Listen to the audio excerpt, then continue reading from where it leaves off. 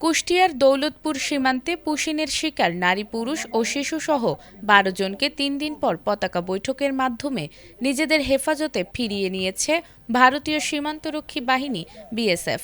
সোমবার বেলা ১২টার দিকে প্রাগপুর সীমান্তের ১৪৮/৩ এস পিলার সংলগ্ন এলাকায় বর্ডার গার্ড বাংলাদেশ ও বিএসএফ এর মধ্যে একটি পতাকা বৈঠক অনুষ্ঠিত হয়। বৈঠক শেষে ওই ১২ জন এখন বিএসএফ এর হেফাজতে। বিষয়টি নিশ্চিত করেন কুষ্টিয়া ৪৭ বিজিবির অধিনায়ক লেফটেন্যান্ট কর্নেল রাশেদ কামাল রনি। পতাকা বৈঠকে বিজিবির পক্ষে কুষ্টিয়া ৪৭ বিজিবির উপ অধিনায়ক নুরুল হুদার নেতৃত্বে ৮ সদস্যের একটি প্রতিনিধি দল ও বিএসএফ এর পক্ষে Raninagar company commander AC Sunil Kumar যাদবের নেতৃত্বে সমসংখ্যক প্রতিনিধি দল অংশ নেয়।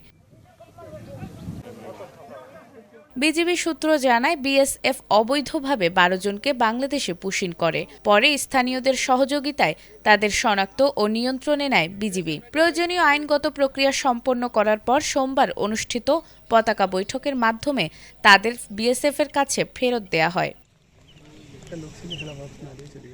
এর আগে গত শুক্রবার ভোর ৫টার দিকে নারী, পুরুষ ও শিশুসহ ১২ জনকে বাংলাদেশে ঠেলে দেওয়ার চেষ্টা করে বিএসএফ। ঘটনার সমাধানে সেদিন বিকেল ৪টায় পতাকা বৈঠকের সিদ্ধান্ত হলেও বিএসএফ এর অসহযোগিতার কারণে বৈঠকটি অনুষ্ঠিত হয়নি। পরদিন শনিবার সকাল ৯:৩০টায় বিলগাতুয়া সীমান্তের ১৫০/৩ এস পিলার সংলগ্ন এলাকায় দুই বাহিনীর মধ্যে আরেকটি পতাকা বৈঠক অনুষ্ঠিত হয়। তবে ওই বৈঠকেও কোনো চূড়ান্ত সিদ্ধান্ত না হওয়ায় ১২ জনকে শূন্য রেখাতেই অবস্থান করতে হয়। এ বিষয়ে কুষ্টিয়া ৪৭ বিজিবির অধিনায়ক লেফটেন্যান্ট কর্নেল রাশেদ কামাল রনি বলেন, বিজিবি ও বিএসএফ এর মধ্যে শান্তিপূর্ণ পতাকা বৈঠক অনুষ্ঠিত হয়েছে। বৈঠকের সিদ্ধান্ত অনুযায়ী সংশ্লিষ্ট ১২ জনকে বিএসএফ নিজেদের হেফাজতে ফিরিয়ে নিয়েছে। তিনি আরও বলেন, সীমান্ত সুরক্ষায় বিজিবির সর্বোচ্চ সতর্ক অবস্থানে রয়েছে।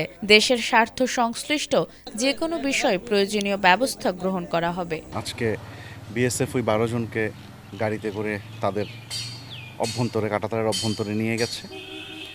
আজকে ঠিক 10:30টার সময় একটা পতাকা বৈঠক হয় আমাদের অফিসার পর্যায়ে।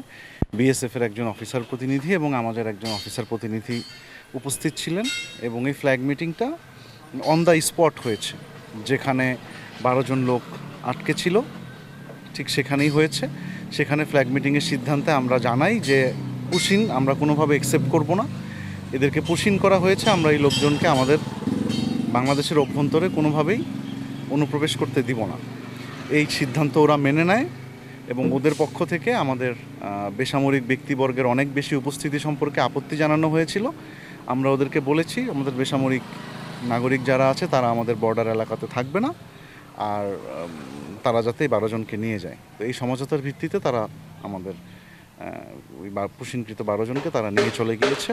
এখন সীমান্তের পরিস্থিতি স্বাভাবিক আছে, বাট এই পুশিন রোধে আমাদের যে সেই তৎপরতা আমরা সবসময় বজায় রাখব। Desk report, ATN Bangla.